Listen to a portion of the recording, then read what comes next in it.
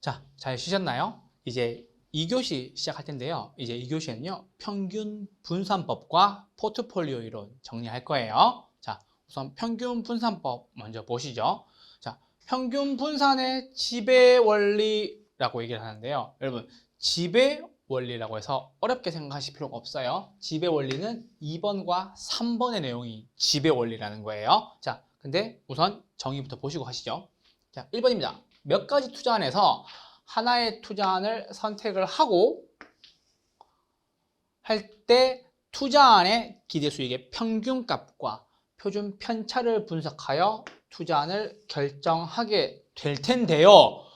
중요한 게 여러분 있어요. 중요한 게 바로 2번과 3번이에요. 그래서 우리는 이거를요, 평균 분산의 지배 원리라고 얘기를 하는데요. 보세요.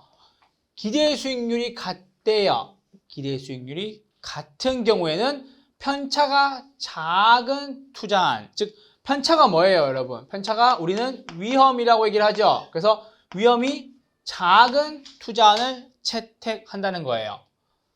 자, 세 번째, 표준 편차가 같대요. 편차가 같다는 말이 뭐죠? 위험이 같대요. 위험이 같을 경우에는요, 뭐가 커야 돼요? 수익이 큰 투자안을 선택을 하게 된다는 거죠. 자, 다시 말씀드리죠. 평균 분산의 지배 원리라는 거예요. 지배 원리라는 게 무슨 말이냐면 여러분, 기대 수익률이 같을 때 편차가 작은 투자안을 선택한다는 거예요. 그 말은 무슨 말이냐면요. 기대 수익률이 같은데 편차가 크다, 위험이 큰 것들은 위험이 가장 작은 투자안한테 다 지배당한다는 소리예요. 다 없어진다는 소리고 얘만 남는다는 소리예요. 이해됐어요? 그래서 평균 분산의 지배 원리는요, 기대 수익률이 같을 때 편차가 제일 작은 걸 선택한다. 편차가 큰 것들은 다 지배당한다. 누구한테? 편차가 작은 투자안한테 지배당한다 라고 하시면 되고, 세 번째, 표준 편차가 같대요. 위험이 같대요. 그럴 때는요, 기대 수익률이 가장 큰 투자안에 채택한다는 거예요. 그 말은 무슨 말이냐면요, 편차가 같다는 말은요, 위험이 같을 때는요, 기대 수익률이 가장 큰 거. 그래서 기대 수익률이 기대 수익률이 작은 것들은 누구한테 지배당한다고요? 기대 수익률이 큰 투자안한테 지배당한다고요. 그게 평균 분산의 지배 원리였어요. 그래서 기대 수익률이 같을 때는요, 편차가 작은 걸 선택하고요. 표준 편차가 같을 때는, 즉 위험이 같을 때는요, 뭐를 선택한다고요? 기대 수익률이 큰 투자안을 채택하게 된다는 거 기억해 두시면, 아, 이게 평균 분산의 지배 원리구나 라고 정리할 수 있으실 거예요. 자, 그런데 여러분, 자, 보세요. 아까 제가 평균 분산의 지배 원리는요, 위험이 같을 때는 수익이 큰 걸 선택하고 수익이 같을 때는 위험이 작은 걸 선택한다 라고 말씀을 드렸는데요. 그럼 보세요, 여러분. 평균 분산의 지배 원리는 어떻게 한다고요? 수익이 같을 때는요, 낮은 위험을 선택하는 게 되고요. 위험이 같을 때는요, 뭘 선택한다고요? 높은 수익률을 선택하면 되는데, 그럼 여러분한테 물어보죠. 대안을 비교할 때요, 기대치도 작고 편차도 작은 경우에는 어떻게 선택을 해야 되죠? 이때 평균 분산 지배 원리의 한계점이 드러나게 돼요. 왜요? 기대치도 작고 표준 편차도 작대. 그런데 그때는 무엇을 선택해야 되냐는 거지. 왜냐하면 기대치가 작고 표준 편차도 작다는 것은 수익도 작고 표준 편차도 작단 말인데, 이때는요, 비교할 수가 없거든. 그럼 보세요. 기대치도 크고 표준 편차도 기대치도 크고 표준 편차도 크대요. 그럼 그때는 뭘 선택해야 되는데요? 뭘 선택할 수가 없다라는 문제가 나와요. 그게 바로 평균 분산의 한계점에 부딪히게 되는데요. 자, 그럼 여러분 보시죠. 그 한계점을 해결할 수 있는 방법을 잠깐 볼게요. 자, 여러분, A와 B와 C의 부동산 세 가지가 있어요. 근데 기대 수익률이 같대요. A와 B가 같죠. 근데 그때는 표준 편차가 작은 걸 선택하면 될 거예요. 그러면은 5와 8 중에 작은 게 뭐예요? 이게 더 작으니까 A와 B를 비교했을 때 A와 B를 어떻게 한다고요? 비교했을 때 무엇을 선택하는 게 맞죠? A를 선택하는 게 맞을 거예요. 정리됐죠? 왜요? 얘는 뭐가 같은데 기대 수익률이 동일한 경우인데 뭐가 낮아서 표준 편차가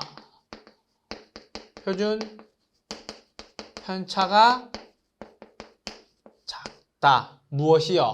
A가요. 이렇게 정리하시면 될 거고 그런데 지금 뒤에 보시면요 여러분 B와 C를 한번 비교해 보죠. B와 C를 비교해 보니까 B와 C는 뭐가 같아요? 표준 편차가 같죠. 표준 편차가 같은데 기대 수익률이 더 높은 게 어디가 높아요? C가 더 높죠. 자, 그래서 두 번째는요. B와 C를 비교할 경우 우리는 뭘 선택한다고요? C를 선택해야 된다고. 왜? 얘는 뭐가 같아요? 표준 편차는 동일한데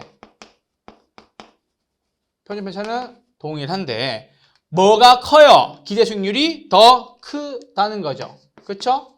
기대 수익률이 크다. 그래서 C를 선택한다는 건데 그렇다면 여러분 A와 C를 비교했을 경우에는 어떻게 되는 거예요?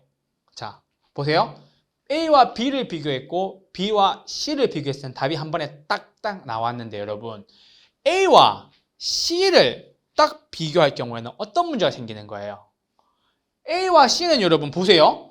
표준 편차도 얘가 더 작아요. 그쵸? 그런데 평균 기대 수익률도 A가 더 작다고. 그러면 무엇이 더 유리한지 알 수 있을까요? 자, A와 C를 비교할 경우는 어떻게 되느냐는 거예요. 우리는 이거에 대해서 평균 분산의 한계점을 타파하기 위해서 해결하기 위해서 쓰는 방법이 있어요. 바로 뭘 쓰나요? 바로 변이계수, 즉 변이계수, 변동계수를 쓰는 거예요. 자, 어렵지 않아요. 자, A와 C를 한번 비교해 봅시다. 변이계수라는 걸 쓰는데 이 변이계수의 공식이요. 위에 위험, 즉 표준 편차를 쓰고요. 밑에 기대 수익률을 쓰는 거죠. 오케이. 그래서 이렇게 평균 기대 수익률을 쓰면 되는 건데 자 이제 밑에 좀 지울게요. 이렇게 한번 지우고 볼게요. 자 그러면 A의 변이계수는 얼마가 나와요? A의 변이계수는 기대 수익률분의 위험이니까 기대 수익률분의 위험이니까 기대 수익률 얼마예요? 20이죠. 위험 얼마예요? 5잖아. 그럼 여기 얼마가 나와요? 여기 얼마가 나와요? 0.25가 나오게 되는 거고 C는 보세요 여러분. C는 얼마가 나와요? C는 기대 수익률 얼마예요? 24분의 표준 편차 얼마 나와요? 8이 나와서 이게 0.332 나오게 되는 건데 이 변이계수는요 커야 좋을까요? 작아야 좋을까요? 변이계수는 커야 좋아요? 작아야 좋아요? 변이계수는 작아야 유리합니다. 왜요, 쌤? 이라고 물어보신다면 변이계수의 위에 올라가는 게 뭐예요? 위험이잖아. 그래서 위험이 작아야 더 유리하게 되겠지. 그래서 이 변이계수가 0.25가 나온 A가 더 유리하다는 거죠. 그래서 변이계수를 통해서 우리는 평균 분산법의 한계점을 해결할 수 있다는 거예요. 그래서 변이계수가 얼마 나왔다고요? 0.25가 나온 A가 뭐보다? C보다 더 유리하다라는 거예요. 왜요? 변이 개수가 더 작으니까. 변이 개수가 작다는 말이 뭐예요? 위험이 더 작다라고 나오는 거니까. 그래서 기대 수익률분의 위험인데 이 변이 개수가 어떻게 해야 유리하다고요? 작아야 유리하다는 게 바로 평균 분산법의 한계점을 극복할 수 있는 방법이었어요. 그래서 해결점 방법 2가지 중에 첫 번째였습니다. 그래서 여기 뒤에 보면 정리를 해뒀죠? 그래서 변이계수법과 위험 1단위당 수익률법이라는 게 있는데 요거 하나 보시면은 딱 정리가 되실 거예요. 그래서 요 페이지 하나에서 정리하시고 제가 PPT에서 다 드릴 거니까 걱정하지 마시고 자, 해결 방법 2가지 중에 가장 첫 번째 뭐 쓴다고요? 변이계수. 우리는 또 뭐라고 얘기한다고요? 변동계수법이라고도 나온다고요. 그래서 요거는 뭐분의 뭐가 나와야 된다는 거요? 평균 기대 수익률분의 위험 이렇게 나와야 된다고요. 그래서 변이계수 나왔어요. 그래서 위험, 기회비용 이렇게 하시면 돼요. 그쵸? 변이계수, 변이, 위기 이렇게 하시면 돼요. 위험, 기대 수익률 이렇게 정리해 두시면 되세요. 변이, 위기 이렇게 하시면 되세요. 네. 그리고 위험 1단위당 수익률법이라는 게 있는데요. 이게 변이계수의 역수를 쓰는 거예요. 그래서 요거 2개를 뒤집으면 되죠. 그래서 어렵진 않죠. 그래서 위험 1단위당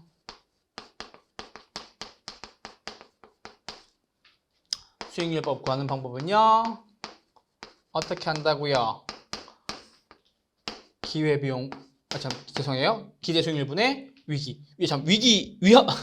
위험분의 기대 수익률. 이렇게 하시면 돼요. 위험분의 기대 수익률. 이렇게 정리해 주시면 되세요. 그래서 요거 2개가 반대라는 거. 요거 2개가 반대라는 거. 그래서 변이계수의 역수다. 뭐가요? 위험 1단위당 수익률법은 변이계수의 역수다라고 정리하시면 됩니다. 자, 밑에 하나 정리해뒀죠? 변이계수는 클수록 작을수록 안정적이어서 더 유리하다는 거예요. 그 말이 뭐예요? 위험이 작다라는 뜻이라서 변이계수가 작아야 유리하다고. 오케이? 그래서 우리는 평균 분산 한계점을 극복하게 된다고. 뭐를 구할 수 있어서? 변이계수를 구할 수 있어서. 다른 말로 하면요. 변동계수니까. 그리고 위험 1단위당 수익률법은요. 클수록 유리하대요. 왜요? 뒤집은 거니까.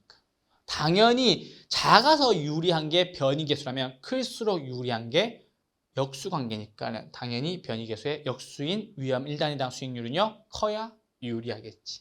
그래서 포트폴리오 이론에 따라서 분산 투자가 가능해집니다. 그래서 변이계수랑 위험 1단위당 수익률법을 통해 우리는 평균 분산에 대한 해결 방법까지 알아봤어요. 그리고 이제 드디어 포트폴리오로 넘어갑니다. 머리에 잘 기억하셨죠? 변이계수는 기대 수익률분의 위험이고 위험 1단위당 수익률은요. 변이계수의 역수다라고 하시면 되세요. 자, 이제 285페이지에 포트폴리오 할 거거든요. 포트폴리오 어렵지 않으니까 잘 따라오세요. 저와 함께 이것만 기억하시면 되세요. 3, 4 이것만 기억하시면 되세요. 아시겠죠? 3, 4 아시겠죠? 요거 조금 이따 또 할 거니까 걱정하지 마시고 3개 네 번째, 3개 네 번째 아시겠죠? 그래서 3, 4 이렇게 하시면 되세요. 3, 포트폴리오 들어갑니다. 3, 포트폴리오 들어갑니다. 자, 포트폴리오입니다. 별짓을 다 하네요. 그죠? 3, 포트폴리오. 우리 여러분 몇 번째 시험이에요? 몇 회 시험이에요? 이번에 치시는 시험이 몇 회 시험이에요? 34회 시험이죠. 됐네. 3, 포트폴리오 출발합니다. 평균 분산법과 포트폴리오 이론입니다. 포트폴리오 이론 개요입니다. 포트폴리오는요. 여러 자산에 분산 투자함으로써 위험을 제거하거나 회피하는 것을 포트폴리오라고 이야기를 합니다. 그런데 이것은요. 단순히 그냥 아무렇게나 막 뿌려놓는 것이 아니라 투자안에 뭐요? 위험과 수익을 분석하고 고려해서 위험은 빼고요. 가장 좋은 결과를 얻기 위해서 쓰는 거예요. 뭐를요? 뭐가요? 3. 포트폴리오가요. 아시겠죠? 그래서 이것은 평균 분산법의 한계를 느끼고 한계를 극복하는 수단으로 써먹고요. 위험과 수익과 위험을 파악하여 위험을 줄이기 위해서 씁니다. 라는 거예요. 뭐가요? 3. 포트폴리오가요. 34회 시험에서요. 합격하기 위해서요. 아시겠죠? 3. 포트폴리오 출발합니다. 그러면 여러분, 포트폴리오 위험에는요. 위험이 크게 두 가지, 그리고 두 가지를 더한 마지막에 총 위험이라는 게 있는데요. 포트폴리오 위험에는요. 체계적 위험, 그리고 비체계적 위험, 총 위험, 요거 세 가지가 있어요. 그래서 체계적 위험은요, 여러분들이 어찌할 수 없는 거, 내가 어찌할 수 없는 것들, 어찌할 수 있다고 없다고, 어찌할 수 없다고. 그래서 피할 수 있다고 없다고, 피할 수 있다고 없다고, 피할 수도 없다고. 체계적 위험이잖아. 체계적 위험. 무슨 종류가 있는지 보죠. 경기가 막 변동해요. 인플레이션이 심화가 돼요. 그쵸? 지금 인플레이션 심화로 물가가 막 올라가고 있죠. 이자율이 마구 바뀌어요. 이건 여러분들이 할 수 있는 거예요, 없는 거예요? 여러분이 할 수 없는 거잖아. 그래서 여러분들이 할 수 없는, 내가 어찌 할 수 없는 것들이라서 피할 수 없는 위험이라고요. 이게 무슨 위험인데? 체계적 위험이라고요. 아시겠죠? 그래서 경기 변동이나 인플레이션이나 아니면 이자율이 바뀌어서 나와 관련 없는, 내가 어찌할 수 없는 것들 때문에 생기는 위험을 우리는 체계적 위험이라고 얘기를 해요. 그래서 피할 수 있다고 없다고, 피할 수가 없다고. 지금 여러분들 돈 빌리면 그거에 대한 금리를 다 내고 있는데 금리가 지금 많이 오르고 있죠. 그걸 피하고 싶어서 피할 수가 있어요? 피하기가 어렵잖아. 피할 수가 없잖아. 그쵸? 대표적인 체계적 위험이에요. 아시겠죠? 이자율 변동이. 두 번째, 비체계적 위험. 즉, 여러분들이 개별 투자안으로부터 야기되는 위험. 이제는 피할 수 있어요? 없어요? 피할 수 있지. 왜? 비체계적 위험이니까. 아시겠죠? 그래서 비체계적 위험. 그쵸? 피할 수 있는 위험. 그쵸? 피할 수 있는 방법. 그쵸? 누가? 피할 수 있는 방법. 태양을 피하는 방법. 미안합니다. 비체계적 위험. 피할 수 있다고 없다고? 피할 수 있다고. 아시겠죠? 비 나왔어요. 피할 수 있다고 없다고? 피할 수 있다고. 피할 수 없는 건 체계적 위험. 피할 수 있는 건 비체계적 위험. 피할 수 있는 건 비체계적 위험이라고. 아시겠죠? 그래서 개별 투자안으로부터 야기되는 위험이라고요. 아시겠죠? 그게 뭔데요? 비체계적 위험이라고. 피할 수 있다고 없다고? 피할 수 있다고. 아시겠죠? 그래서 체계적 위험은 피할 수가 없고 비체계적 위험은 피할 수가 있다라는 거 기억해 주셔야 돼요. 자, 그러면 요거 두 개를 더했더니만 무슨 위험이 된다고요? 총 위험이 된다는 거지. 그래서 체계적 위험과 비체계적 위험을 두 개를 더하는 거를 우리는 무슨 위험이라고 얘기한다고요? 총 위험. 자, 그럼 여러분 생각해 봅시다. 총 위험은 줄일 수 있어요, 없어요? 줄일 수 있어요, 없어요? 줄일 수 있다. 왜? 비체계적 위험이 포함되어 있으니까. 그쵸? 그래서 보세요. 체계적 위험과 비체계적 위험을 두 개를 더한 것을 우리는 총 위험이라고 얘기를 하는데 얘는 줄일 수 있어요, 없어요? 얘는 줄일 수 있어요, 없어요? 줄일 수 없고 얘는 줄일 수 있지. 그러면은 총 위험도 줄일 수 있다고 없다고? 총 위험도 줄일 수 있다고. 당연히 있지. 왜요? 비체계적 위험을 줄일 수가 있으니까. 줄일 수가 있다라고. 아시겠죠? 그래서 총 위험은요, 체계적 위험과 비체계적 위험의 합으로 이루어져 있는데 비체계적 위험을 줄일 수가 있기 때문에 총 위험 역시 줄일 수 있다고 없다고? 줄일 수 있다고. 아시겠죠? 이것만 기억하시면 돼. 정확하게 체계적 위험 줄일 수 있는 거, 없는 거, 줄일 수 없는 거. 예시가 뭐인데 쌤? 인플레이션이나 아니면 이자율 변동하는 거나 경기 변동하는 거. 즉 내가 어찌할 수 없어서 바뀌는 것들은 체계적 위험에 속하는 거고 피할 수 없고, 비체계적 위험은요 개별 투자안으로부터 야기되는 위험이지만 내가 이거를 컨트롤해서 피할 수 있다고 없다고? 피할 수 있다고.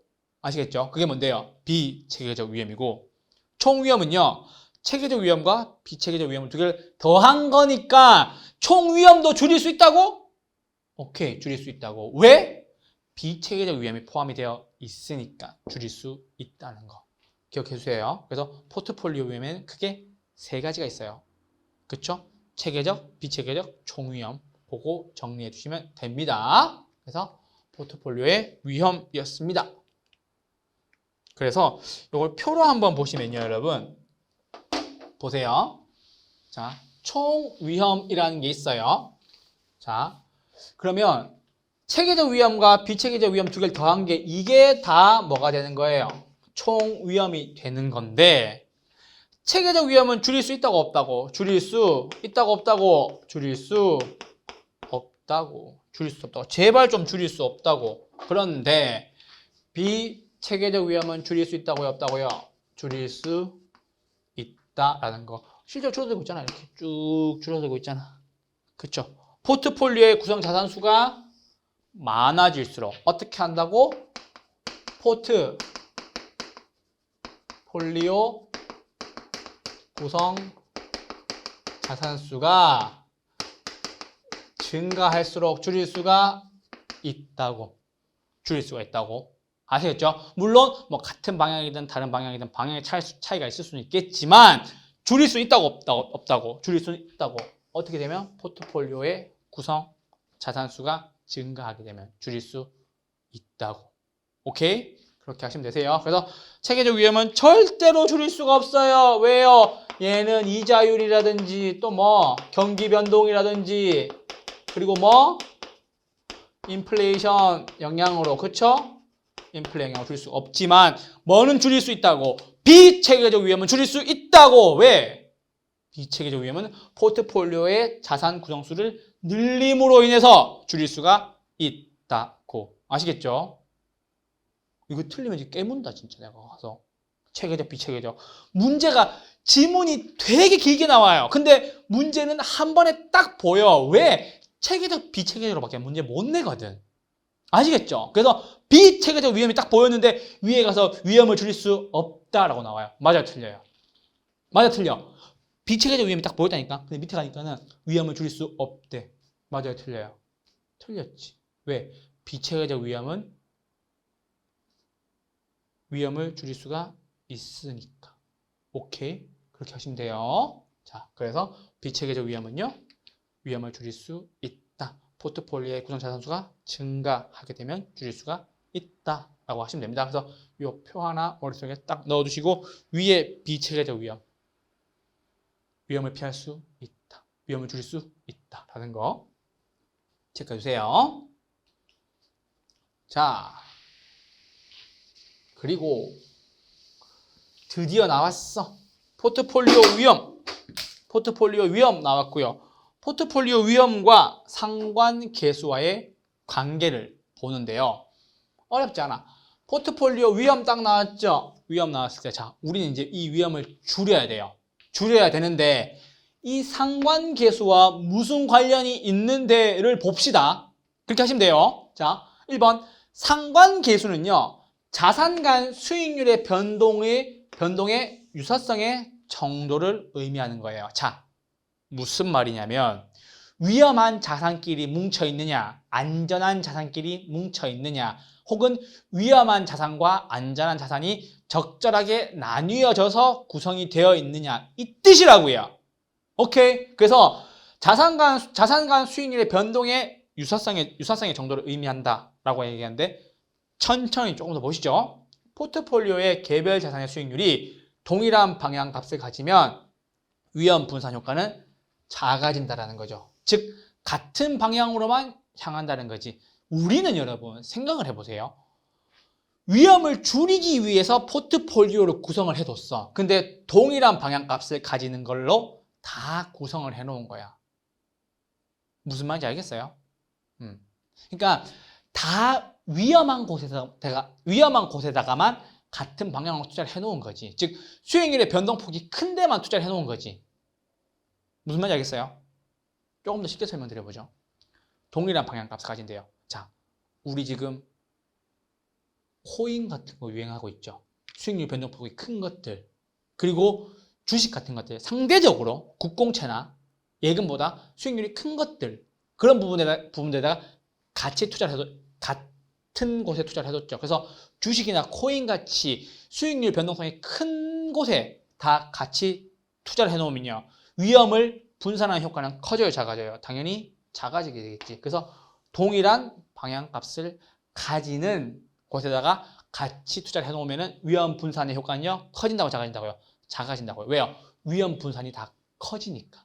그런데 포트폴리오의 개별 자산의 수익률이 다른 방향 값을 가지면 위험 분산 효과는 커지겠죠. 왜요? 위험을 그러니까 위험을 흩어뜨리는 거지. 그래서 안전한 자산에도 투자하고 위험한 자산에도 투자를 하는 거지. 얘는 아까 말씀드렸다시피 위험한 자산 플러스 위험한 자산에다가 투자를 하면은 위험 분산 효과는 어떻게 돼요? 분산 효과는 작아질 거고, 얘는 분산 효과가 당연히 커지겠지. 오케이? 위험 분산 효과는 커지겠지. 왜? 얘는 안전한 거에서 투자하고 위험한 거 투자해서 섞어 놓으니까 위험에 대해서 조금 더 잘 대처할 수가 있겠네. 얘는 폭망하면 그냥 주지 않는 거니까. 그쵸? 그래서 와, 올라갈 때는 다 같이 막 올라가. 플러스 올라가. 맞죠? 그런데 플러스만 올라갈 수가 없잖아. 갑자기 마이너스 막 동일한 방향으로 가요. 둘 다 떨어져. 막 주식도 마이너스, 코인도 마이너스. 그럼 어떻게 돼요? 굉장히 위험한 자산이 되겠지. 근데 얘는 보세요. 얘는 안전하게도 있고 위험하게도 있고 안전하게도 둘이 반대로 움직이는 거지. 즉 얘는 그래도 유지할 수 있고 얘가 마이너스가 나도 얘가 그래도 어느 정도 선방하고 유지하고 있다는 거지. 전기 예금 같은 것들, 그쵸? 국공채 같은 것들 그래도 조금의 플러스의 수익이 나잖아. 근데 얘는 지금 계속 마이너스인 거지. 그런데 얘가 마이너스는 아니지만은 그래도 크게 돈을 못 벌고 그냥 고만고만하게 있는데 얘가 갑자기 돈을 엄청나게 막 벌기 시작해. 수익률이 막 5%, 10%, 막 20%, 30%까지 가. 그렇게 되면 얘에 대한 위험의 분산 효과가 당연히 커지겠죠. 그 뜻이라고. 그래서 동일한 방향으로 간다는 것은 갈 때 같이 가고 떨어질 때 같이 떨어지기 때문에 위험을 분산시켜 놓는다는 측면에서는 효과가 더 작아요. 그런데 개별 자산 수익률이 서로 다른 방향을 가져가. 그래서 얘는 조금 오르고 얘는 많이 오르고 하는 부분에서 좀 찢어 놓으면, 반대 방향으로 넣어 놓으면 위험 분산 효과가 어떻게 돼요? 커진다라는 거지. 그래서 함께 움직일 때는 위험도 같이 크기 때문에 우리가 위험에 대한, 물론 수익도 클 수가 있겠지만 우리 지금 포트폴리오 구성하는 이유가 뭐예요?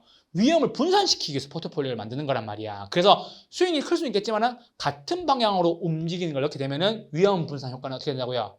작아진다는 것이 포인트예요. 그래서 니은과 디귿 동일한 방향으로 움직이면요, 포트폴리오 분산 효과는 작아지고요. 다른 방향으로 움직이면요, 포트폴리오 위험 분산 효과는요, 커진다는 거 보시면 될 것 같아요. 자, 그래서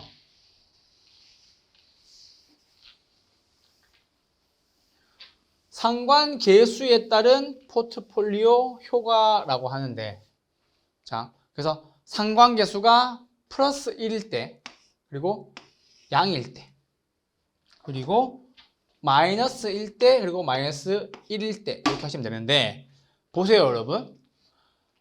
3, 4 포트폴리오잖아. 맞죠? 3, 4 포트폴리오야. 그러면 보세요. 플러스 1일 때는 효과가 있어요, 없어요? 하나도 효과가 없다는 거지. 완전 그냥 같은 방향에 그냥 다 몰빵이라는 거지. 그래서 위험이 전혀 제거되지 않는다라는 거지.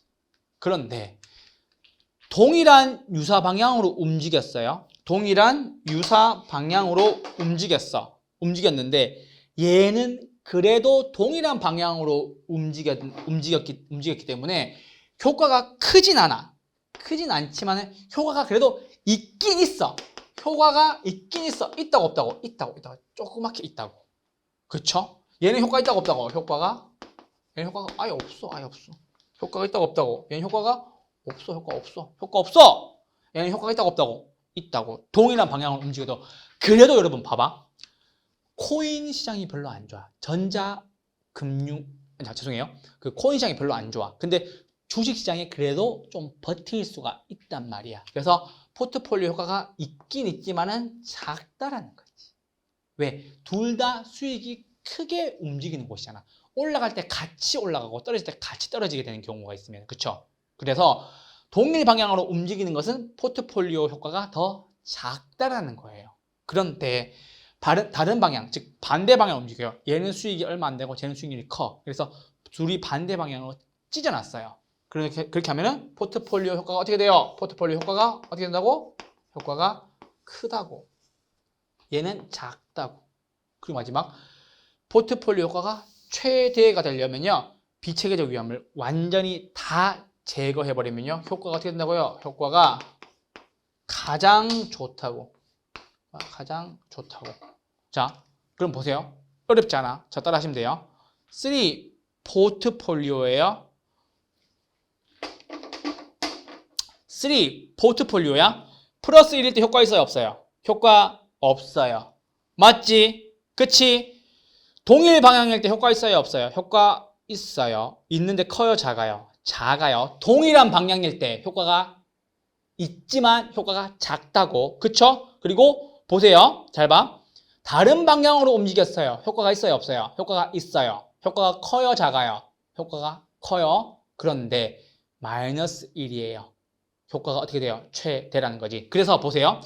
요 밑에 있는 세 가지 3, 4의 3는 효과가 있다고 없다고? 요것에 효과가 있다고. 근데 동일한 방향으로 움직인 요거는 효과가 작고 다른 방향으로 움직인 요거는 효과가 크고 마이너스 1 이거는 효과가 가장 최대인 거고 플러스 1 요거는요. 효과가 없다라는 거지. 아시겠죠? 그래서 항상 공부를 하실 때 자, 포트폴리오는 이렇게 하시면 돼. 3, 4 하시면 되고 효과가 있는 거 3개, 효과가 없는 거 1개. 효과가 있지만 작고 효과가 있지만 크고 효과가 최대다. 요게 뭔데? 마이너스 1. 요거는 뭔데? 플러스 1.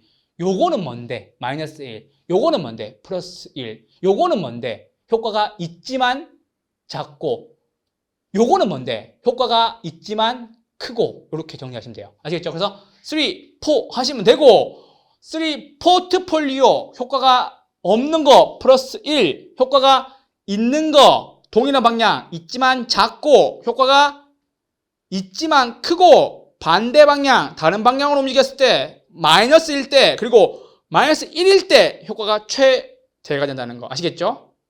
연습하셔야 돼. 문제 나와요. 3, 4 우리 시험도 34회 그쵸? 3, 4 포트폴리오 플러스 1 효과 없고 동일한 방향 효과 있는데 효과 작고 다른 방향 효과 있는데 효과 크고 마이너스 1일 때 죄송해요. 동일한 방향 효과 있는데 효과 작고 다른 방향 효과 있는데 효과 크고 마이너스 1일 때 효과 최대다라는 거 기억하시면 돼요. 아시겠죠? 오케이? 3, 4 포트폴리오 34회 시험 치러 가는 거잖아. 분명히 시험장에서 누가 이거 한다. 저 장담한다.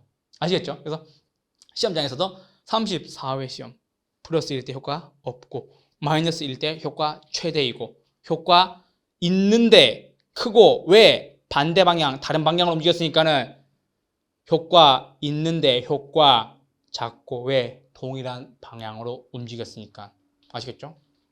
이거 하시면 이거 문제 맞출 수 있는데 안 하면 헷갈리고 3, 4 함께 하세요. 그렇게 정리하시면 될 것 같습니다.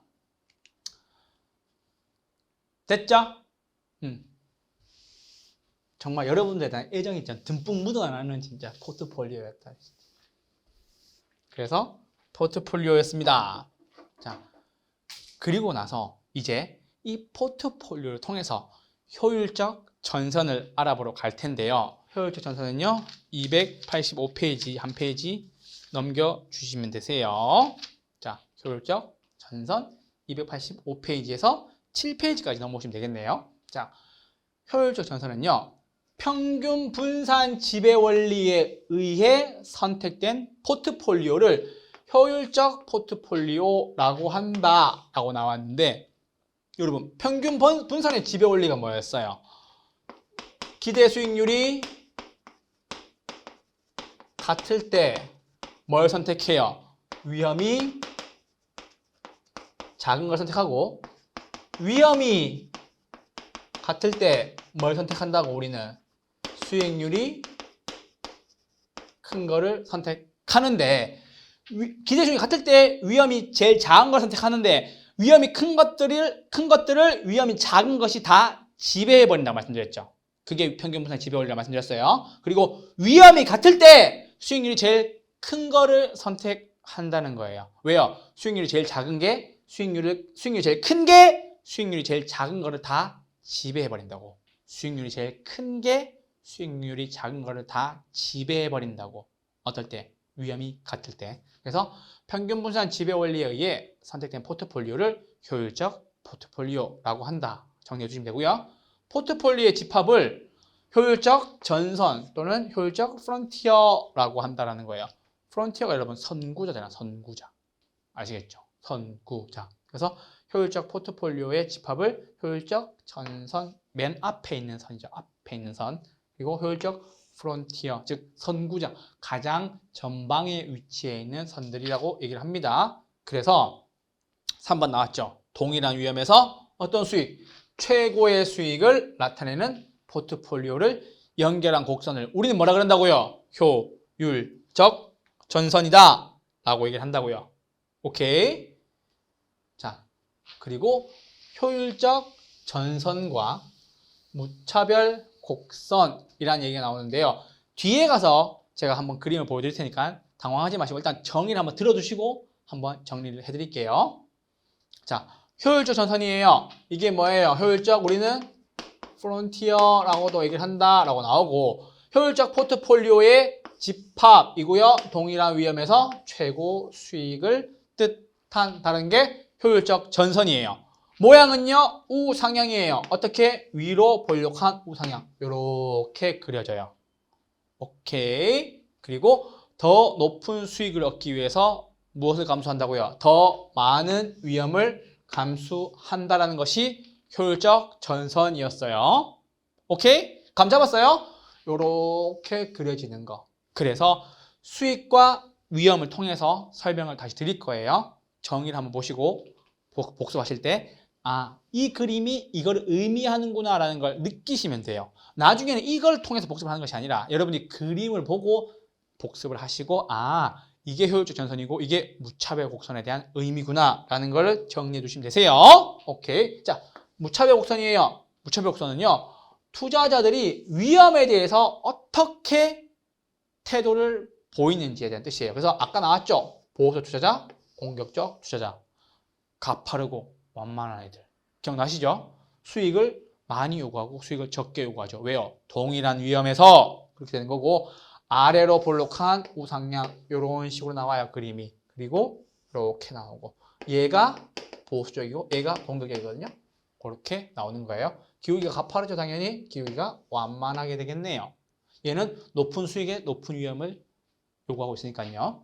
그리고 의미는요, 투자자가 위험 혐오적이다, 위험 회피형이다 라고 하시면 되고, 효율적 전선과, 됐죠? 더 높은 수익을 얻기 위해서 더 많은 위험을 감수하는 것과 위험을 회피하는 사람들 사이에서의 접점, 즉 접하는 하나의 점, 점이 하나밖에 없어요. 접점이 하나라는 뜻이야. 하나의 점이 어떤 투자안이 된다고요? 최적의 투자안이 된다고요. 오케이. 그렇게 정리하시면 되세요. 자, 이제 뒤에 그림을 보고 저랑 함께 정리를 할 건데, 요 그림을 봐도 이게 떠올라야 되고, 이걸 보고도 뒤에 있는 그림이 떠오를 수 있게 연습을 하셔야 됩니다. 아시겠죠? 출발합니다.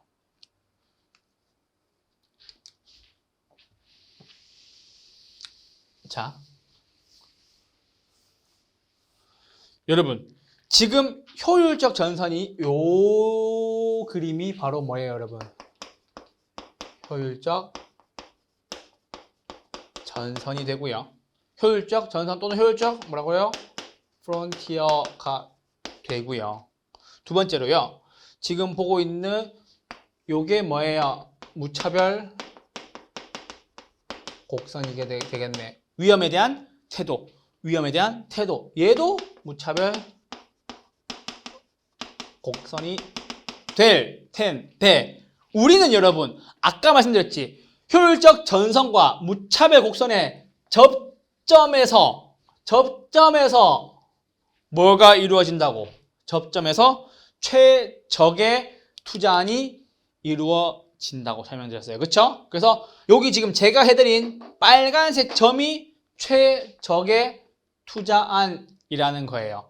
자, 그럼 보세요, 여러분. 요거에 대한 설명을 조금 더 드려보면 여기서 요 점이 있고 요 점이 있을 수가 있겠죠. 그쵸? 그러면 여러분 이게 지금 위험은 동일한가요? 위험은 동일한가요? 요 점에서 여기든 위험은 동일한가요? 네, 위험은 동일하죠. 근데 수익은 여기가 커요? 요 위점이 커요? 수익은 어디가 커요? 수익은 어디가 크다? 수익은 얘가 크다. 그래서 요 점을 찍는 거고 됐죠? 동일한 위험에서는 수익이 큰 것을 선택한다. 됐고요. 그래서 요 점이고 그리고 같은 수익을 한번 보죠. 같은 수익을 보면은 요 점이 있고 요 점이 있을 때 수익은 같죠? 수익은 같은데 여러분 위험이 더 어떻게 돼요? 위험이 더 큰 게 작게 되는 거에 대해서 잠시만요. 이렇게 돼서 위험에 대해서 이야기를 할 수 있어야 되겠죠. 그래서 동일한 위험일 때는 더 큰 수익을 바라게 되는 거고요. 요 점에서 봤을 때는 지금 수익은 같은데 수익은 같죠? 수익은 같은데 위험이 더 작죠. 뭐가요? 여기에 있는 점이. 그래서 위험이 더 작은 점. 얘는 뭐예요? 동일 수익이고요. 얘는 어떻게 돼요? 동일 위험이 되겠죠. 그런데 이 동일 위험일 때는요. 무엇을 선택한다고요? 수익이 더 큰 거를 선택하게 되겠고요. 동일 수익일 때는요. 위험이 더 작은 걸 선택하게 된다고요. 그래서 요 점들이 다 이어진 것들, 우리는 뭐라고 얘기한다고요? 효율적 전선이다 라고 정의해 주시면 되세요. 그래서 동일한 위험에 대해서는요. 수익이 가장 큰 걸 선택하게 되겠고요. 동일한 수익에 대해서는요. 위험이 가장 작은 거를 선택하게 되겠죠. 얘보다 작은 걸. 그래서 우리는 이거를 평균 분산의 지배 원리라고 얘기를 하고 동일 수익에 대해서는 위험이 더 작은 거. 뭐보다? 얘보다 더 위험이 작은 거 선택하고 동일한 위험에 대해서는요. 얘보다 수익이 더 큰 위의 거를 선택하게 되는 것을 효율적 전선이라고 얘기를 합니다. 그래서 요게 평균 분산의 지배 원리고요. 평균 분산의 지배 원리에 의해서 찍혀진 이 점들을 다 연결한 것이 뭐라고요? 효율적 전선이라고 하는 거예요. 그래서 이 효율적 전선과 투자자들이 위험에 대한 태도, 얘는 뭐예요? 보수적인 투자자죠. 그래서 기울기가 더 완만하고요. 그리고 얘는요, 공격적 투자자죠. 그래서 기울기가 더 기울기가 더 급하고 기울기가 더 완만하다라고 해주시면 되세요. 기울기가 더 완만한 투자자, 기울기가 더 급하다 투자자 이렇게 정리해 주시면 되세요. 그래서 효율적 전선과 무차별 곡선이 만나게 되는 점이 최적의 투자안이 되는데 이 최적의 투자안에서 만나게 되는 것이 보수 투자자, 즉 수익도 적게 바라고 위험도 적게 안게 되길 바라겠죠. 왜요? 보수적이니까요. 그런데 그 사람은요, 기울기가 급하다는 거죠. 기울기가 급한 투자자고 공격적 투자자는요, 기울기가 더 완만하게 된다는 거 정리해 두시면 될 것 같아요. 그렇게 해서 효율적 전선과 무차별 곡선에 대한 정리였습니다. 자, 이제 효율적 전선과 무차별 곡선에 대한 정리도 다 해드렸고 자산 3분법 요거 하시고 잠깐 쉬실 텐데요. 자산 3분법은요. 세 개로 나온다는 뜻이죠. 뭘로요? 부동산과 주식과 예금으로요. 그런데 부동산과 주식은요. 부동산은요. 안정성과 수익성은 있지만 황금성, 즉 돈으로 바꿀 수 있어요, 없어요? 쉽게 바꿀 수 있어요, 없어요? 바꿀 수 없고 주식은요. 안정적이에요, 불안정적이에요? 불안정적이지만 수익하고 황금성, 수익도 얻을 수 있고 돈으로도 바로바로 바꿀 수 있죠. 예금은요. 안정적이죠. 수익성은 그렇게 많이 나지 않죠. 그리고 황금성은 좋다는 거. 그래서 요 3분법 통해서 뭘 할 수 있다고요? 위험을 분산, 즉 위험을 나눌 수 있다고요. 이것도 역시 포트폴리오를 구성하는 방법이었던 거예요. 그래서 그렇게 정리하시면 되겠습니다. 자, 이렇게 하고 문제는 저희가 5분 쉬셨다가 3교시부터 풀도록 하죠. 잠깐 쉬겠습니다.